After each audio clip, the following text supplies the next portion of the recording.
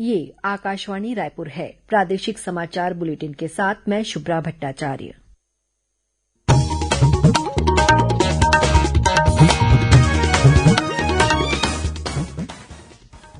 और अब पेश है आज के मुख्य समाचार।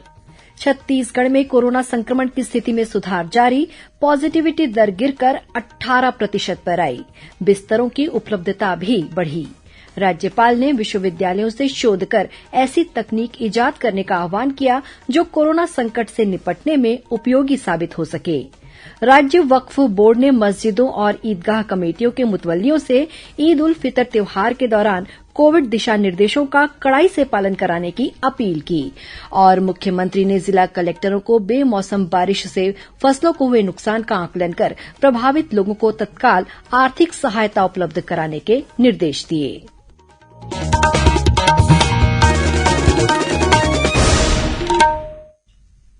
कोविड मरीजों की संख्या बढ़ रही है। श्रोताओं से अपील है कि कोई भी कोताही न बरतें, सुरक्षा के सभी उपायों का पालन करें और 18 वर्ष से अधिक आयु के सभी लोग निसंकोच टीका लगवाएं। 18 से 44 वर्ष के आयु वर्ग के लोगों का टीकाकरण शुरू हो गया है। 3 आसान उपायों का पालन करें और सुरक्षित रहें। कोविड-19 से बचाव और सुरक्षित रहने के 3 उपाय। मास्क लगाएं, 2 गज दूरी है जरूरी, सुरक्षित दूरी रखें, हाथ और मुंह साफ रखें। अब समाचार विस्तार से। छत्तीसगढ़ में कोरोना संक्रमण के मामलों में थोड़ी गिरावट दर्ज की जा रही है। 24 अप्रैल से 5 मई के दौरान राज्य में रोजाना औसतन 15,000 से 16,000 के बीच नए मामले सामने आ रहे थे। वहीं बीती 9 मई को करीब 9,000 और 10 मई को लगभग 12,000 नए मामले मिले हैं। राज्य में पॉजिटिविटी दर जो 23 अप्रैल को लगभग 31% थी, वो गिरकर करीब 18% पर आ गई है। रोजाना जितने लोगों की कोविड जांच होती है, उनमें से कितने लोगों की रिपोर्ट पॉजिटिव आती है, उसे ही पॉजिटिविटी दर कहा जाता है। अप्रैल में 100 में से 31 लोग पॉजिटिव पाए जा रहे थे। वहीं अब यदि 100 लोग कोविड जांच कराते हैं तो उनमें से मात्र 18 लोग ही संक्रमित पाए जा रहे हैं। राज्य में कल 10 मई को कोविड जांच का नया रिकॉर्ड बना। कल एक ही दिन में करीब 65,000 सैंपलों की जांच की गई। इस बीच प्रदेश के अस्पतालों में बिस्तरों की उपलब्धता भी बढ़ गई है। इस समय राज्य में करीब 11,700 सामान्य बिस्तर और लगभग 6,300 ऑक्सीजन युक्त बिस्तर खाली हैं। वहीं 783 आईसीयू बेड और लगभग 300 वेंटिलेटर भी उपलब्ध है। राज्य में ऑक्सीजन की उपलब्धता की स्थिति भी काफी अच्छी है। यहां रोजाना करीब 161 मीट्रिक टन ऑक्सीजन की आवश्यकता पड़ रही है, जबकि छत्तीसगढ़ में ऑक्सीजन की उत्पादन क्षमता 460 मीट्रिक टन है। इस बीच कल राज्य में करीब 11,800 नए कोरोना संक्रमित मरीज मिले। वहीं 12,600 से अधिक मरीजों को कल स्वस्थ होने के बाद डिस्चार्ज किया गया। वर्तमान में प्रदेश में सक्रिय मरीजों की संख्या करीब 1,25,000 है। प्रदेश में कोरोना संक्रमण की रोकथाम के लिए स्वास्थ्य विभाग द्वारा अब तक 11,42,000 संदिग्ध लोगों को दवाइयों की किट निःशुल्क रूप से प्रदान की गई है। ये किट कोरोना लक्षण वाले व्यक्तियों को मितानिनों की मदद से बंटवाई जा रही है। वहीं दुर्ग जिले में कोरोना संक्रमण के कारण अनाथ हुए 6 से 18 वर्ष के बच्चों को संरक्षण देने के लिए पद्मनाभपुर में संचालित खुला आश्रय गृह को संरक्षण सेंटर घोषित किया गया है। इस केंद्र में उन बच्चों को संरक्षण और सुरक्षा प्रदान की जाएगी जिनके माता पिता की कोविड के कारण मृत्यु हो गई हो। उधर महासमुंद जिले में भी ऐसे बच्चों के संरक्षण और पुनर्वास के लिए प्रयास किए जा रहे हैं। जिले में ऐसी बालिकाओं के संरक्षण के लिए सखी वन स्टॉप सेंटर को चिन्हांकित किया गया है। वहीं बालकों को देखरेख संस्था में आश्रय दिलाने की व्यवस्था की गई है। इस बीच रायपुर स्थित पुलिस मुख्यालय में पदस्थ डीएसपी आदित्य हीराधर की आज कोरोना संक्रमण की वजह से मृत्यु हो गई। उनका इलाज बिलासपुर के सिम्स में चल रहा था। वहीं बीजापुर जनपद पंचायत के अध्यक्ष राधिका तेलम की भी कोविड के कारण मृत्यु हो गई है। उनका इलाज जगदलपुर में चल रहा था। इस बीच छत्तीसगढ़ राज्य वक्फ बोर्ड ने सभी मस्जिदों और ईदगाह कमेटी के प्रमुखों से अपील की है कि ईद उल फितर त्योहार के दौरान कोविड दिशा निर्देशों के कड़ाई के साथ पालन किया जाए। नमाज के लिए मस्जिदों और ईदगाह में 5 से ज्यादा अफराद जमा न हो और आम जमाती ईद उल फितर की नमाज अपने अपने घरों पर ही अदा करें। साथ ही यह भी सुनिश्चित किया जाए कि दरगाह, कब्रिस्तान आदि स्थानों में भीड़ एकत्रित न होने पाए। वक्फ बोर्ड ने कहा है कि ईद उल फितर त्योहार के दौरान लॉकडाउन संबंधी नियमों का यदि उल्लंघन होता है तो संबंधित मुतवल्ली जवाबदेह माने जाएंगे। देश में अब तक 17 करोड़ 27 लाख से अधिक कोविड टीके लगाए जा चुके हैं। केंद्रीय स्वास्थ्य और परिवार कल्याण मंत्रालय के अधिकारी ने बताया कि कल 25 लाख से अधिक टीके लगाए गए।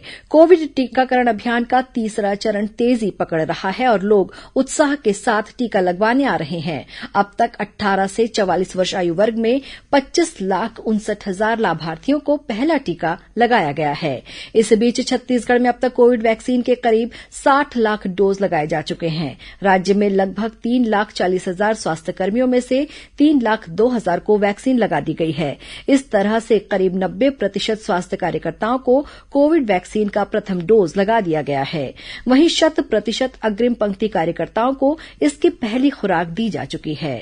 वहीं स्वास्थ्य मंत्री टीएस सिंहदेव ने कल प्रदेश में कोरोना जांच और टीकाकरण की प्रगति की समीक्षा की। उन्होंने बताया कि राज्य में 18 से 44 वर्ष आयु वर्ग के लोगों का टीकाकरण करने के लिए भारत बायोटेक और सीरम इंस्टीट्यूट को 75 लाख टीकों की आपूर्ति के लिए कहा गया है। स्वास्थ्य मंत्री ने इस महीने 9 लाख टीके मिलने की उम्मीद जताई है। इस बीच भिलाई में ड्राइव इन वैक्सीनेशन की पहल को अच्छा प्रतिसाद मिल रहा है। भिलाई के सेक्टर 5 में टीकाकरण केंद्र बनाया गया है, जहां वरिष्ठ नागरिक अपनी कार में आकर वाहन में बैठे बैठे ही टीका लगवा सकते हैं। गर्मी के मौसम को ध्यान में रखते हुए ये टीकाकरण कार्य शाम 5 बजे से रात्रि 9 बजे तक किया जा रहा है। कोरबा जिले में 18 से 44 वर्ष आयु वर्ग के अंत्योदय और बीपीएल राशन कार्डधारी हितग्राहियों को कोविड टीका लगाने के लिए सरकारी राशन दुकानों के संचालकों की भी मदद ली जाएगी। जिले की कलेक्टर किरण कौशल ने राशन दुकान संचालकों को निर्देश दिए हैं कि दोपहर 12 बजे तक खाद्यान्न सामग्री का वितरण करने के बाद 1 बजे से वे अपने क्षेत्र के टीकाकरण केंद्रों में पहुंच जाएं और वहां राशन कार्डधारियों की पहचान के साथ ही उनके राशन कार्ड के आधार पर टीकाकरण कराने में सहयोग करें। कलेक्टर ने इन वर्गों के लोगों को टीकाकरण के लिए प्रेरित करने के उद्देश्य से गांव-गांव में जागरूकता अभियान भी चलाने के लिए कहा है। उधर नारायणपुर में कलेक्टर धर्मेश कुमार साहू ने समाज प्रमुखों की बैठक लेकर उनसे ग्रामीण इलाकों में लोगों को कोविड वैक्सीन लगवाने के लिए प्रेरित करने की अपील की है। उन्होंने कहा कि अंदरूनी इलाकों में वैक्सीन को लेकर जो भ्रम फैले हुए हैं उसे दूर कर लोगों को ये बताया जाए कि वैक्सीन लगवाने से आज तक किसी भी व्यक्ति की मृत्यु नहीं हुई है। साथ ही उन्होंने समाज प्रमुखों से यह भी सुनिश्चित करने के लिए कहा कि कोरोना संक्रमण के फैलाव को रोकने के लिए शासन के निर्देशानुसार वैवाहिक कार्यक्रमों में 10 से अधिक लोग शामिल नहीं हों। इस बीच रायपुर के नाक कान गला विशेषज्ञ डॉक्टर राकेश गुप्ता ने कहा है कि जिन लोगों में कोरोना के लक्षण हों वे कोरोना जांच की रिपोर्ट आने तक अपने आप को कोरोना संक्रमित मरीज मानें और होम आइसोलेशन के नियमों का पालन करें। उन्होंने ये भी कहा है कि जांच रिपोर्ट आने तक खुद को आइसोलेट रखें और चिकित्सकों की सलाह लें। जब तक टेस्टिंग का रिजल्ट नहीं आया तब तक आप अपने आप को कोरोना संक्रमित मरीज मानिए। होम आइसोलेशन के नियमों का पालन करें। संभव हो तो दवाई लेना शुरू करें। अपने चिकित्सक के संपर्क में रहें और वैसा ही व्यवहार करें जैसे एक कोरोना संक्रमित मरीज को निर्देशित किया जाता है। टेस्टिंग का रिजल्ट आने में देरी हो सकती है। आप टेस्ट करा चुके हैं, होम आइसोलेशन में चले जाइए, परिवार के सदस्यों से अलग हो जाइए और अपना तापमान, ऑक्सीजन सैचुरेशन और दूसरे प्रकार के जो लक्षण होते हैं उनको मॉनिटर करिए। अपने चिकित्सक को बताइए कि आपको क्या दिक्कत हो रही है। प्रादेशिक समाचार आप आकाशवाणी रायपुर से सुन रहे हैं। छत्तीसगढ़ की खबरों से है आपका वास्ता और खबरों की विश्वसनीयता से है हमारा वास्ता। आकाशवाणी समाचार रायपुर के प्रादेशिक समाचार बुलेटिन के साथ ही हमारे समसामयिक कार्यक्रम आप रेडियो के अलावा अपने मोबाइल पर भी सुन सकते हैं। आकाशवाणी समाचार फेसबुक, ट्विटर और यूट्यूब पर भी उपलब्ध है। हमारा Facebook page Chhattisgarh news on AIR, Twitter handle CGAIR news और हमारा यूट्यूब चैनल है छत्तीसगढ़ AIR न्यूज। तो अब रेडियो के साथ ही आपके मोबाइल के जरिए भी हम पहुंच रहे हैं आप तक। छत्तीसगढ़ की हर खबर के लिए सुनते रहिए आकाशवाणी समाचार। और अब आगे बढ़ते हैं बाकी के समाचारों की ओर। राज्यपाल अनुसुईया उइके ने विभिन्न विश्वविद्यालयों से कोरोना संकट पर अधिक से अधिक शोध कर इस समस्या का समाधान करने में उपयोगी अच्छी तकनीक, दवाई या ऐसा कोई साधन इजाद करने का आह्वान किया है जिससे इस संकट से मुक्ति मिल सके। राज्यपाल ने आज प्रदेश के सभी शासकीय और निजी विश्वविद्यालयों के कुलपतियों की वर्चुअल बैठक लेते हुए ये बात कही। उन्होंने विश्वविद्यालय को ऐसे विद्यार्थियों का सर्वे करने का निर्देश दिया जिनके पालकगण का देहांत हो गया है या वे किसी प्रकार से गंभीर रूप से प्रभावित हुए हैं। उन्होंने कहा कि ऐसे विद्यार्थी को सूचीबद्ध किया जाए और उनकी शिक्षा निरंतर जारी रहे, इसके लिए उनकी मदद करने का प्रयास किया जाए। साथ ही यदि इसके लिए शासन स्तर पर पहल की जरूरत हो तो राज्यपाल सचिवालय को सूचित किया जाएगा। राज्यपाल ने विश्वविद्यालयों से वेबिनार का आयोजन विद्यार्थियों को कोरोना संक्रमण से बचाव के तरीकों की जानकारी देने और फिर इन विद्यार्थियों को अपने मोहल्ले और आसपास के लोगों को जागरूक करने को भी कहा है। छत्तीसगढ़ में कोरोना संकट से निपटने और कोविड इलाज के लिए जरूरी स्वास्थ्य सुविधाओं को बढ़ाने के कार्य में जनप्रतिनिधियों के साथ ही विभिन्न सामाजिक संगठन भी सक्रिय रूप से योगदान दे रहे हैं। दुर्ग जिले के पाटन विकासखंड में शिक्षा विभाग ने गाडाडीह स्थित कोविड सेंटर में 5 ऑक्सीजन सिलेंडर, 10 बेड सहित ऑक्सीमीटर और वाटर फिल्टर जैसी अन्य सामग्री उपलब्ध कराई है। इसके लिए विकासखंड के शिक्षकों ने स्वैच्छिक रूप से राशि दान की। ये सामग्री कोरोना संक्रमण के कारण जिन शिक्षकों की मृत्यु हो गई है उनकी याद में उपलब्ध कराई गई है। उधर महासमुंद नगर पालिका परिषद के अध्यक्ष प्रकाश चंद्राकर ने अपनी पार्षद निधि से जिला चिकित्सालय को 300 पीपीई किट प्रदान किए हैं। वहीं राजनांदगांव में महापौर हेमा देशमुख सामाजिक संगठनों की मदद से टीम बनाकर लॉकडाउन के दौरान गरीबों और जरूरतमंद लोगों के घरों तक सूखा राशन और सब्जी पहुंचा रही हैं। छत्तीसगढ़ में मौसम में आए बदलाव ने मई के महीने में ही मानसून का एहसास करा दिया है। राज्य के 28 में से 21 जिलों में बीते 24 घंटों के दौरान बारिश होने की खबर मिली है। रायपुर, दुर्ग, महासमुंद सहित अनेक जिलों में घने बादल छाए और फिर गरज चमक के साथ बारिश हुई। इससे तापमान में गिरावट दर्ज की गई है। अनेक स्थानों में तेज हवा चलने से बिजली की आपूर्ति भी बाधित हुई है।